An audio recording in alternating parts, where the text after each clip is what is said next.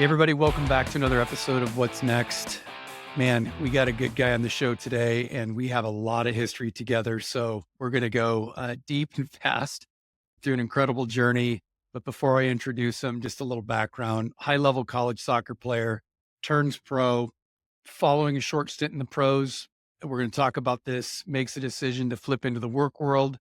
I get the opportunity to scoop him up as a young talent, which we're going to go into great detail on.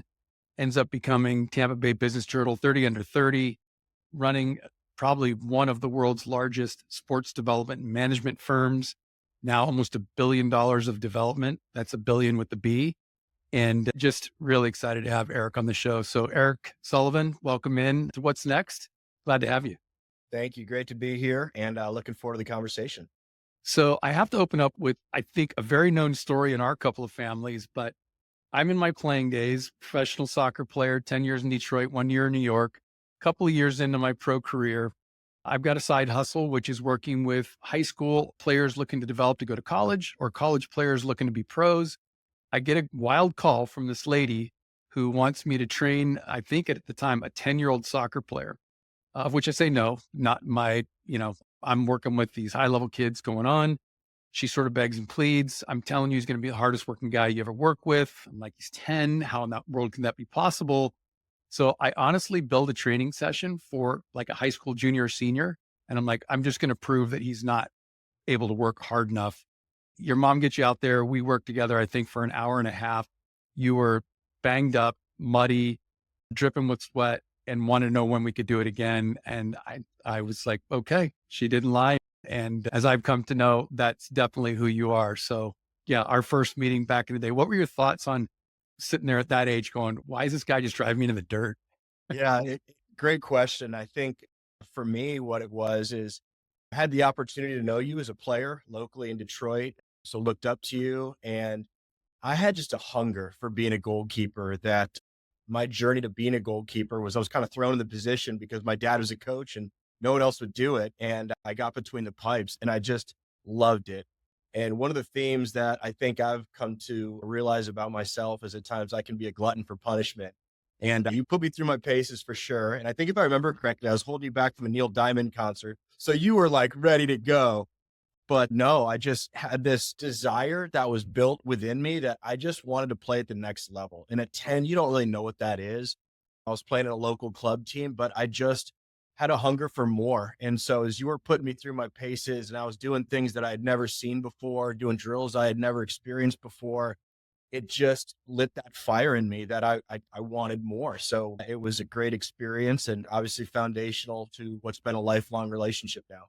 Man, okay. So you leverage that, you win a state cup. I was fortunate enough to be coaching you at the time. We got to go on that journey together. You leave and go play at Coastal, realize that's probably not the right fit for you. Go to Niagara, have a stellar career there, and leaving that world. And obviously you had seen kind of the pro soccer, probably ups, downs, and in betweens. Why the decision to turn pro right when you left? I think for me, it was really about I wanted to prove for myself and I wanted to see for myself, could I make it at that next level? If I'm really honest with my journey, my goal as I future casted was always I want to play Division 1 soccer. I don't know why that's where I put the upper limit versus going and play professional. I think some of my early formative years, honestly, at your side was I got to be around the pro game a lot. I was the ball boy for the Detroit Rockers for a number of years. And what I saw there was that it's a difficult, especially at that time in soccer history in our country, a difficult place to make a profession. And I knew that I always wanted to be in sports and business. And I just didn't think that I really had the opportunity in professional soccer to get there.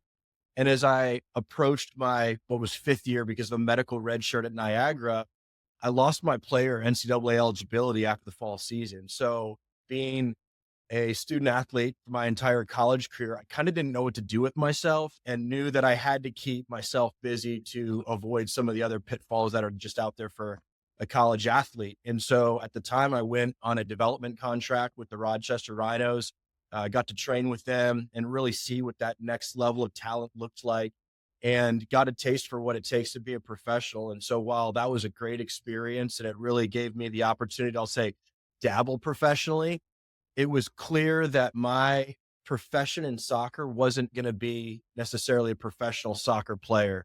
So to this day, I love the game, but I think the writing was on the wall for me as a somewhat vertically challenged goalkeeper that I wasn't going to play in England. I wasn't making the national team. And at the time, the MLS was really just forming and not even what it is today. Okay, so you make that jump. You've got your international business, your MBA. You head down to Miami, if I'm not mistaken, or Fort Lauderdale area to do some work. In that transition, and I think this is what sort of our audience, right? The listeners and the viewers are oftentimes asking themselves. We got range from pro athletes to high performing professionals, which is what, and some don't know this, maybe, just an open ended question. What's your superpower? What did you take from the locker room to the boardroom? If we use that terminology, that you'd say, man, having that and transitioning it, what's that superpower? If you can distill it down to one or two things, you'd say, for sure used it out on the field. Absolutely. Even today, using it, in business. Yeah, at the risk of sounding, cliche or cheesy, I think understanding my why was really important. And from a really early age, I was blessed to have a father who had a business in sports, and that created the opportunity for him to be present. So he was at the coaches, he was coaching the teams, he was at the games, he was on the sidelines supporting, and I loved that, and it really was a healthy experience for me. And so I knew that I wanted to be in business. I knew I wanted to be in sports. I didn't know how those two things came together. I thought it was Jerry Maguire. I was going to be an agent. Took a couple pre-law classes and realized quickly that was not it. Was not for me.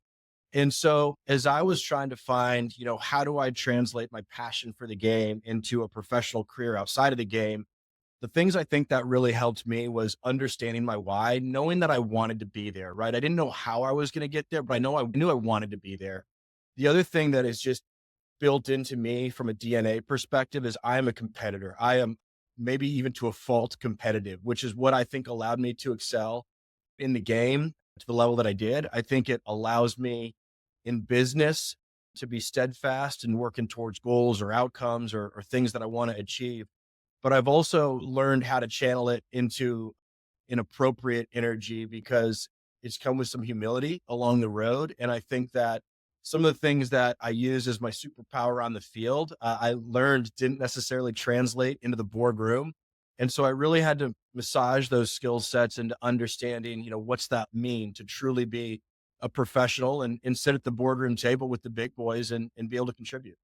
Let's talk about that. That's an interesting thing because I think we look at what's your superpower. I'm the one that asked the question. You said your competitive nature. And what I love about us as athletes, and some people can hate this about us, is that we're unapologetically competitive and we're learning how to balance that. But you mentioned you learned some things that were not your superpower or that were, but did not translate. So yeah, tell me more. Give me a couple of those that someone might say, ooh, I definitely don't want to take that one out of the locker room into the boardroom. Yeah, absolutely. I mean, I'll give you an example, and I'm not saying this because I'm on your show. It's something that you taught me early in my career was as a leader, I thought I had to be the loudest and I thought I had to be the disciplinarian. And I think, that I had to give the tongue lash into the right back that didn't track his player back on an attack. And what I found is that led to a lot of kind of negativity into the way that I was interacting with my teammates and a lot of barking that was frankly probably really unproductive. And I know that one of the things that you shared with me early on was, if there's a time to have a go at someone, there absolutely is. But you're going to have a go at someone, you've got to have at least three positive reinforcements to that player about, hey, I know it didn't get there, but I saw you track back, or hey, thanks for getting back on that play, or thanks for, making that heads up decision. And I think what I found with that is not kill them with kindness, but kindness matters. And I think the authenticity of I'm going to support you when you're doing the right thing. I'm also going to get on you when you're not doing the right thing because I really believe in the system. I believe in the responsibility of the different roles. And in order for that to all work, it's got to work together. And so I think channeling that competitiveness into something that was productive and something that my teammates appreciated versus just the jerk in the back who's got a big mouth, I think was a really helpful lesson for me. And then understanding how to bring that in the boardroom, you need to tone it down even a little bit more oftentimes when you're working with people and just in different challenging situations. Yeah, it's interesting. We say the game of business does not have a clock, right? And I think that's important to understand because when you're on the sports field, most of the time, maybe unless you're playing golf, there's a clock, right? And it's going, and it creates this urgency that's out of our control. One of the only things that is, as a matter of fact. And we think about that. If I'm a forward setting in front of the goal, I don't say, "Hey, Eric, if you wouldn't mind, after you beat that guy, and then if you could pick your head up and, see me in front of the goal and pass me." No, pass me the effing ball. And if you don't, I'm going to give it to you because a minute later, we're going to be in the same spot. As goalkeepers, you and I both know, mark them up. Yeah, I don't know any other way to say it. I can't sugarcoat. That's the game on the field. And to your point, if we take that same attitude off, it's not only abrasive, it's just not helpful because it doesn't have context, right? So I think your point there is, yeah, that the seriousness of it for sure. But in terms of its like necessary immediacy with volume, you kind of open up there. No, right? Find a better way that there's going to have a long-term outcome, the coachability, et cetera. That's awesome.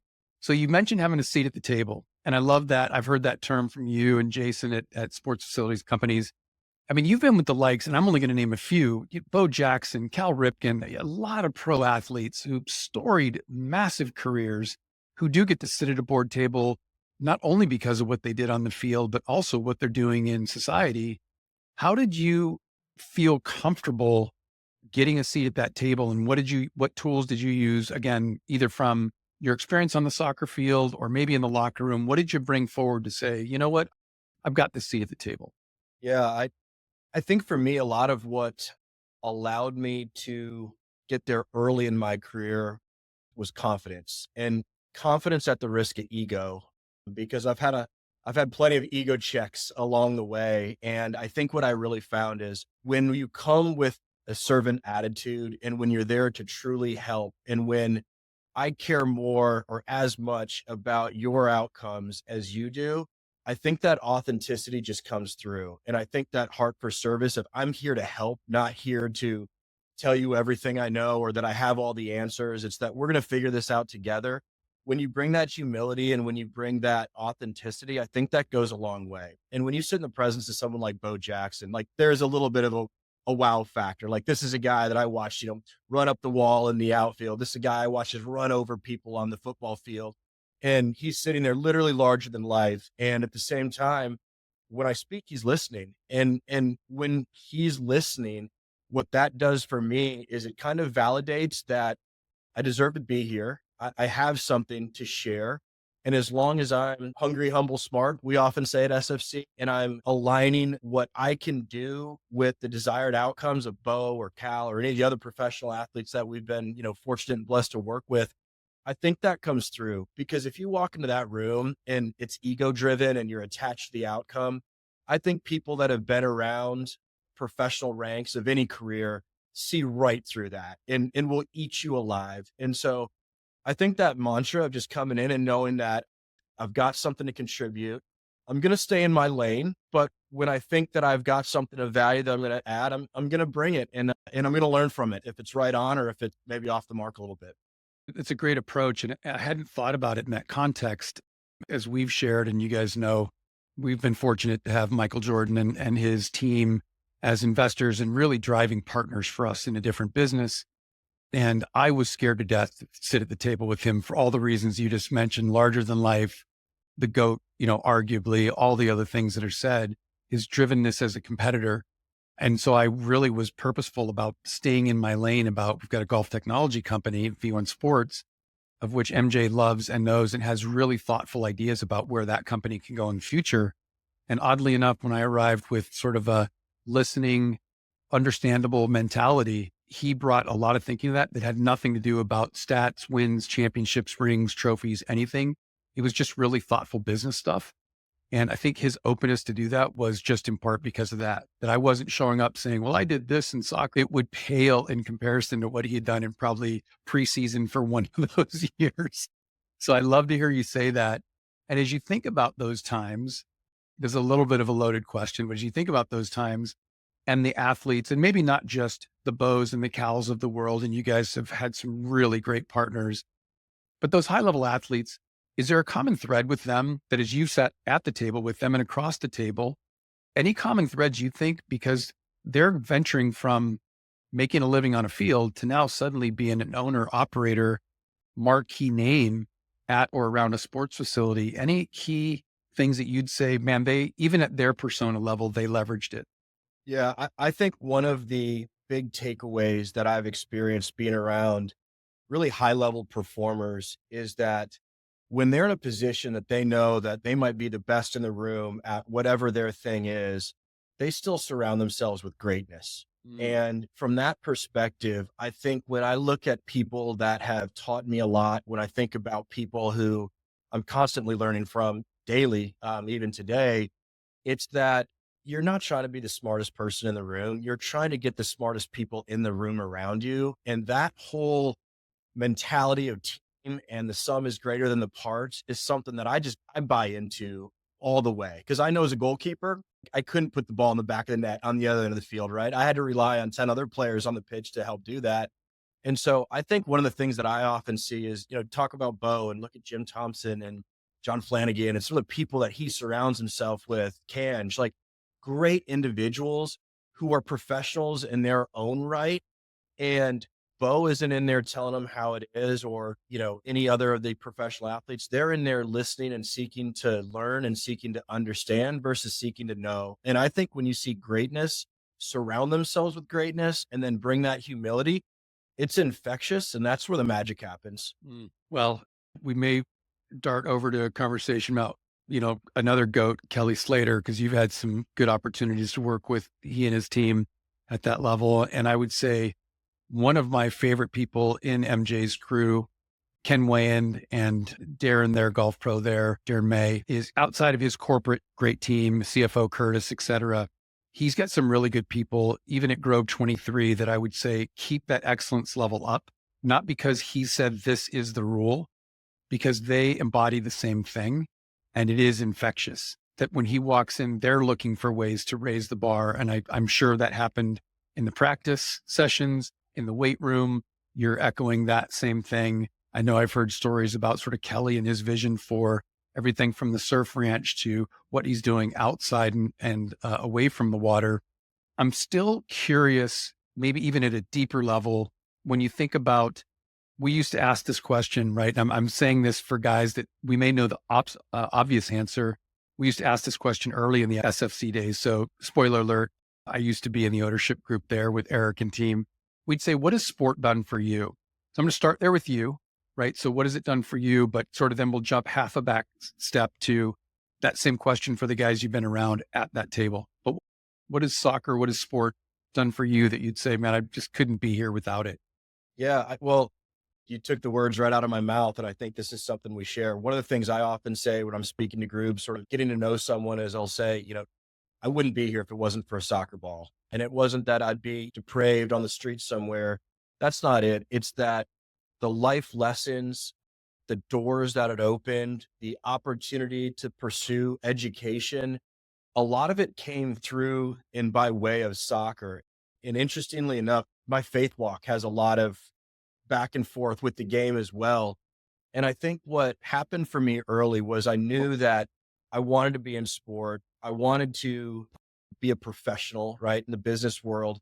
And when I think about understanding your why, like I mentioned earlier, and that being a superpower, I think what that translates is to, follow your passion, right? And again, I think that's something that people probably overuse. But when I think about the Kelly Slater example and the surf ranch, he set his mind out to build the perfect wave, right? Something that could never be recreated consistently in nature, but could be in a controlled environment. When he thinks about his brand like Outer Known and sustainability, when he thinks about his sunscreen, which is really eco-friendly and protecting our reefs, and what we put in our skin is largest organ in our body, right? It matters.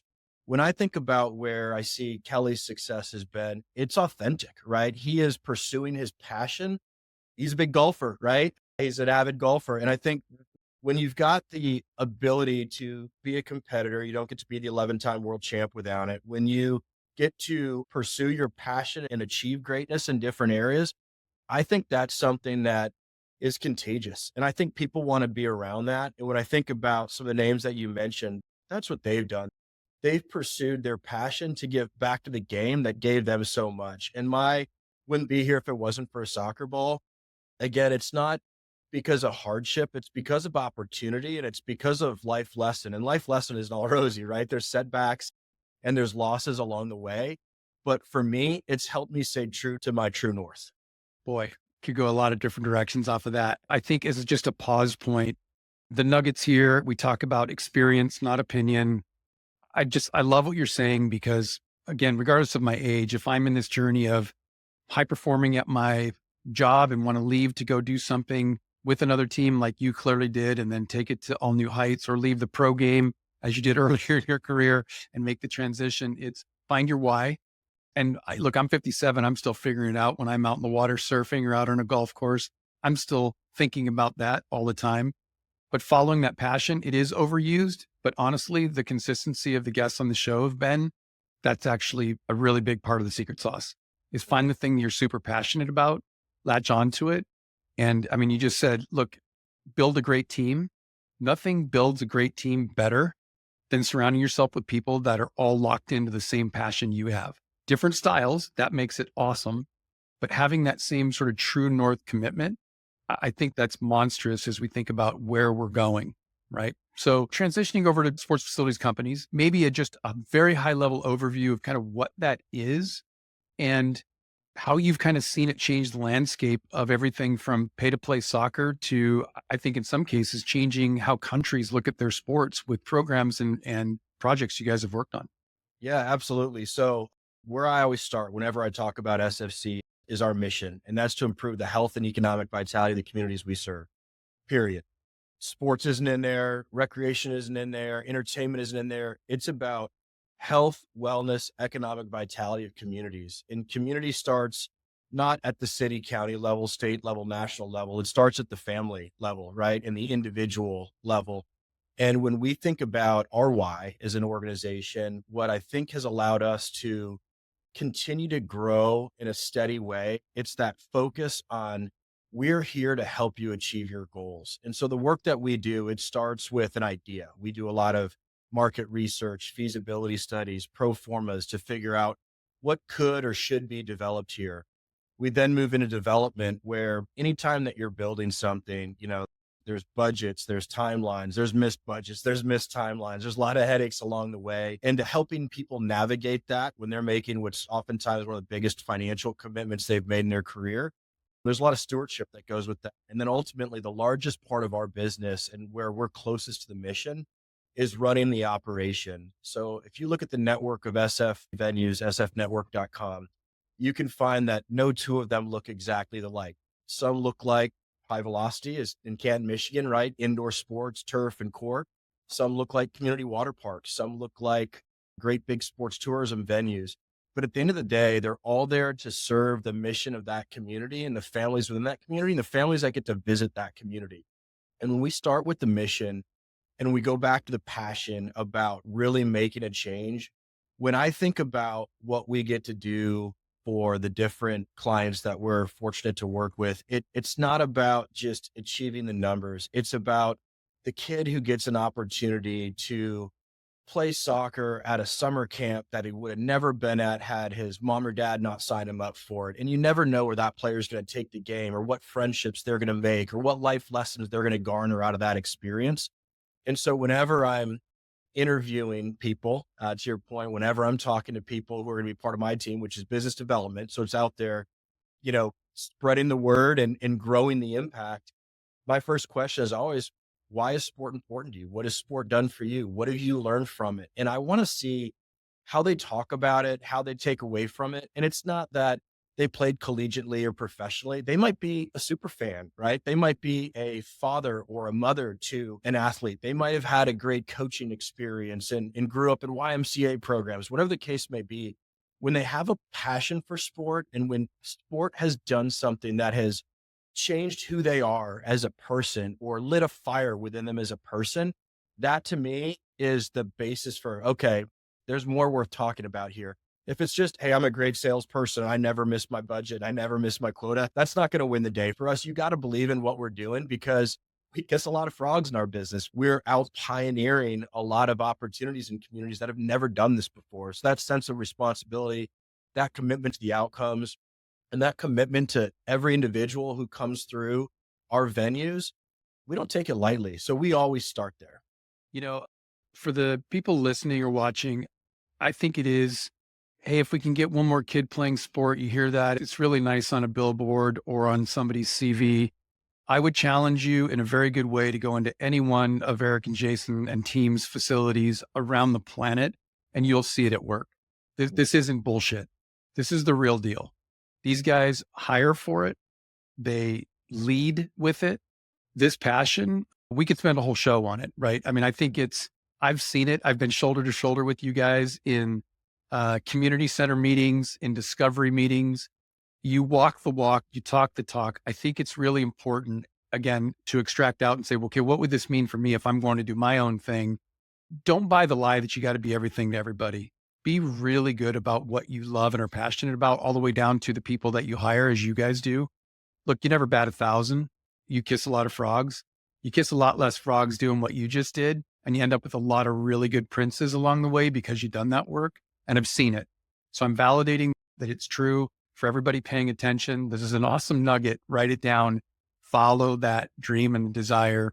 I wrote some stuff down that you were saying there, which is I'm a parallels guy, right? So from ideation, market research, feasibility, we build the P&L. I drove a line under that. What does that sound like to me? Pre-game review, practice, film, game plan.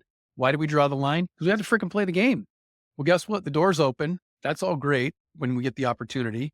And then the game happens. That's operations, review, growth. And then the game ends. And you talked about it.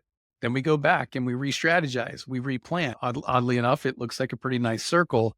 So I love that, right? That I think even subconsciously, as you were saying that, you lived it all those years playing soccer at the highest level. We were doing that already. And so for athletes, I think being able to tap into, you know what this looks like. When you get in the business world, don't go do it different. Don't go try to find some cheat code where I don't know, I don't need to do the pregame anymore. I don't need to do the scout review. I don't need to watch film. No, that's what made you awesome. Go do more awesome, because out in the business world, you will stand out and crush it. You guys are proof of that. Having raised capital, looking to double or triple in size, it doesn't fall too far from the meat on the bone that you're talking about there, which I love. So you're out finding people, you're going through that review process ultimately. And I know your role at the company is about leadership as goalkeepers, or maybe a catcher in soccer, insert your sport here, quarterback.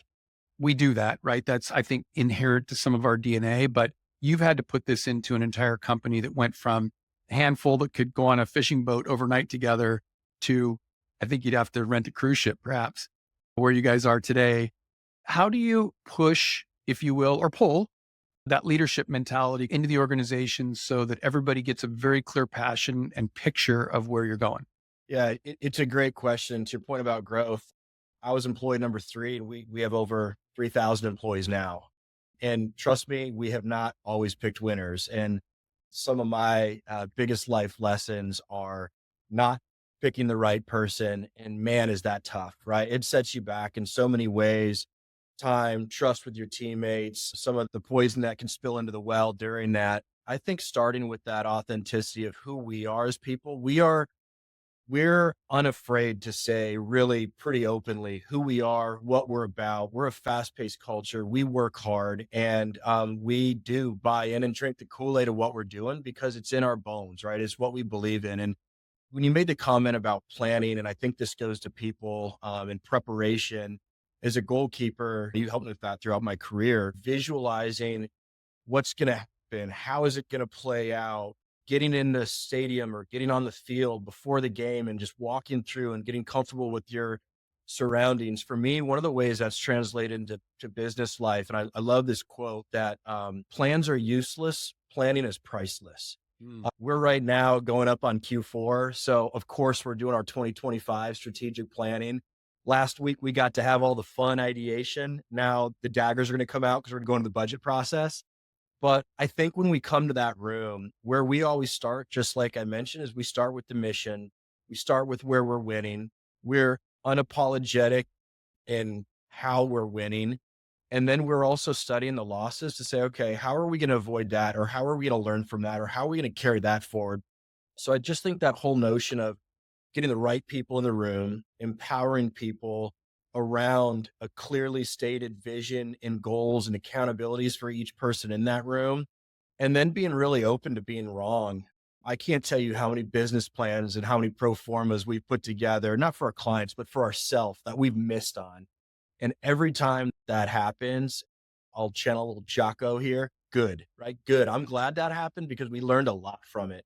And as we go forward, as we think about, 2025 and beyond for us, I think what we've gotten a lot more comfortable in is the discomfort of not having all the answers, but the trust in one another and the commitment that we're going to figure it out and we're going to get it right, and pretty unrelentless on we're going to win for our clients. Well, again, Mr. Bring It Back to Sports guy, I think whether you're playing chess or probably the most fluid game in the world, soccer, and anything in between, our famous Tyson quote, everybody's got a game plan until they get punched in the nose, is apropos. My guess is if I went back and reviewed your 22 years, 21 years of budgeting and numbers, 100% of them were wrong. That's right. 100%. Most you probably crushed, a few you took it on the backside and they weren't right, but you didn't stop after the first one and go, oh, we didn't get this right. This is useless. We wouldn't do that in soccer, right? You and I can both speak to that. I don't think that any athlete would say, yeah, the first time I got my game plan wrong, I gave up on making game plan. So I think that commonality, which is stick to it, be okay to be wrong. When you are, reassess. All those things certainly come into play. I'm going to tee up this next question with my massive F up. My rookie year, my first game on the road, playing in front of 18,000 people in Milwaukee, learned right before the game. And literally, I didn't do my proper game planning as the backup goalie that night.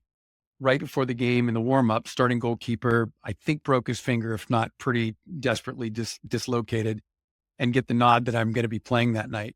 And my wonderful head coach, Brian Tinian, comes to me. I'm expecting these flowery words of wisdom. Lift me up, coach. I'm nervous as crap, thrown up in the toilet before the game. And he says, son, you're going to make one fucking huge mistake today. Move on and win us the game. And I'm like, wow, I was not looking for that. Sure enough, first ball that gets passed back to me, not a shot on goal, first ball that gets passed back to me. And this is dating myself because we used to be able to pick up the ball when it was passed back. So all you new goalkeepers, look it up. You'll see it. I go to reach down for a 3-mile-an-hour rolling golf soccer ball. And as I reach down to pick it up, I can't wait to see the guy that I'm going to throw it to after I scoop it, right through my hands, right through my legs, into the net for the first points of the game. 18,000 people letting me hear it. And I remember those words, you just now go win us the game. And it was interesting to know that it wasn't if you F it up, you're out. It's probably going to happen. He's seen the show before. You're nervous. Move on. Right. So in the spirit of that, give me, it doesn't have to be a massive F up, but what's something that you've been through either at the company or wherever, maybe even in life, where you'd say, whew, that didn't go as planned. But when I look back on it today, it actually shaped who I am and what I am today. Yeah, it's a great question. And there's plenty of life lessons along the way for sure. And I love that as you were saying that, I was just thinking of we love Ted Lasso, right? Be a goldfish. And I love that.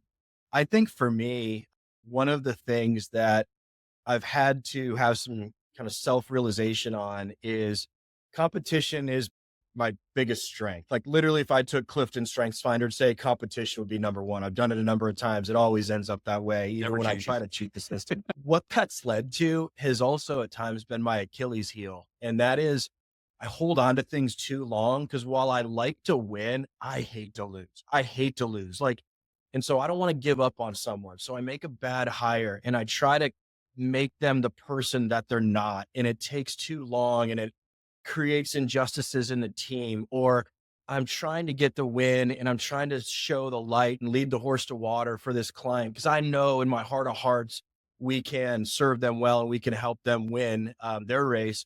But they're just telling me no. And I'm still hanging on. I'm giving it away and I'm pouring into them. And I think one of the things that's still hard for me today is saying no, right? I want to help. I want to be the one that pressure responder. I'm a goalkeeper, throw it on my back. I can do it. And as I've matured professionally in the business sense, I think learning to just understand when the loss is the loss in the continuous time clock is a tough lesson. And you often don't realize how detrimental the loss was until hindsight, right? Hindsight's 2020. Yep. And so when I think about people, when I think about contracts, when I think about clients that I've served, there's probably been some writing on the wall that this isn't highest and best use of your time, and you shouldn't be losing sleep over this, and you shouldn't care more than they care. Read the tea leaves and kind of wisen up. I think for me, it's not one biggest mistake that I was like, man, that was the biggest F up of my career. It's more looking back and saying, whenever I've effed up, I haven't listened to that little voice inside me saying, like, you're going to lose this. You're hanging on to a thread, but it's probably not going to achieve the outcome that you want. Man, if you're going to fail fast, right? It's like in sales, we talk about the best thing that you can get besides a yes is a no. Stop wasting my time. Let me get on to the next thing and let me pour myself into who cares, who's going to be the teammate that I want, who's going to be the client that I'm going to have a lifelong relationship and help them achieve their goals. And so it's still a challenge for me today to give up on anything or to say no. And so that, while it's a superpower, I think is also kind of my Achilles heel that I've got to recognize when the L's on the board and swallow my pride and move on. Boy, a couple of things there for sure. Lencioni's pretty famous about saying hire slow, fire fast, Mm. right? Is so counter to what we do on the play field, which is you make very fast decisions because you have to. And then you have to figure out how that happened in the post game. There's this long period of lament, right? And then fix. We get the opportunity because the clock stops. But to your point, the clock doesn't stop here. So in that case, take the time you need up front, make that decision. But when it's not the right one, move on, right? Really kind of be willing to part ways, if you will, to know that it's for the better cause, right? I think that's a very important lesson that can feel juxtaposed to what we do on the play field.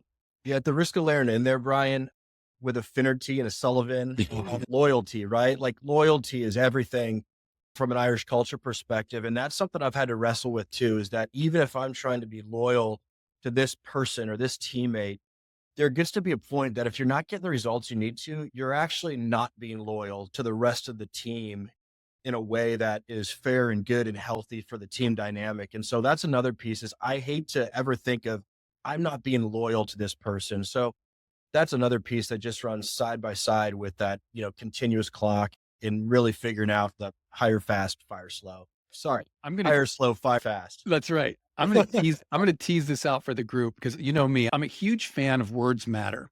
And if we were going back to our good old days of coaching, what I would say to you is I don't want you to lose that loyalty, that passion for loyalty. That at its very core is actually what makes you an awesome husband. You're now an awesome father. Just getting started on that journey is probably a whole nother podcast. But I wouldn't want you to lose the loyalty because I do think that's in your fabric and makes you amazing. It might be the word isn't right, that it's not that you're being disloyal to let somebody go. You're actually probably doing them the best service is letting them go to where they need to be next. But, again, I think as athletes, if it still feels good in my core, but it doesn't feel good in society, figure out what word fits better because oftentimes it'll just be, I had my own word there, but you're still a very loyal guy, as loyal as anybody I've really known in my life. And I think that is your superpower. And as John Maxwell says, our strength can also be our weakness, right? Mhm. So I think recognizing that is super important. Thinking about legacy as we wrap the show here a little bit, you guys are building facilities. High Velocity is certainly one of them. We're going on 23 years here in Canton, Michigan. I think about the impact it's had in our community, the legacy that will live on for decades to come.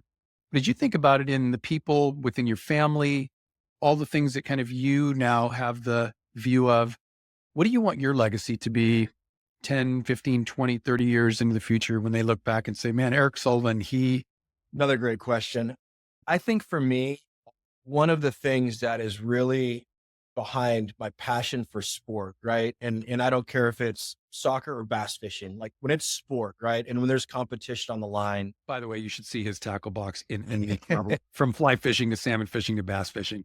it's Sorry. robust. When I think about it, what I think about is Mr. Morgan, we had a client in our early days who has a great word track on sports is the last proving ground for young people in our society. And it's one of the places where it's okay to win. It's okay to lose.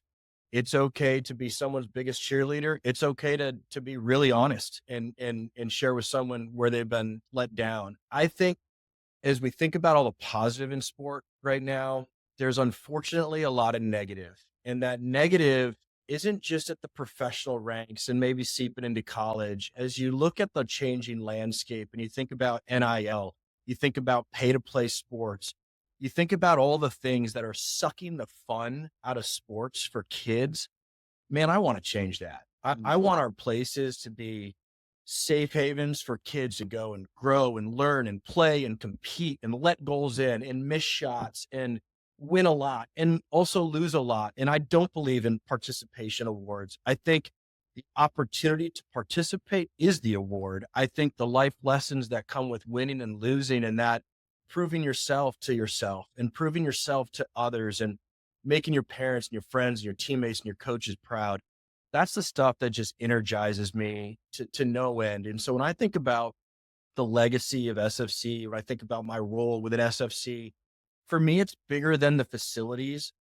It's the programs, it's the activities, it's the matches, it's the practices that are happening within those venues that are the magic. And when we can make a negative experience positive, or when we can suck some of the money ball out of this and make it more about the spirit of the game and the love of the game.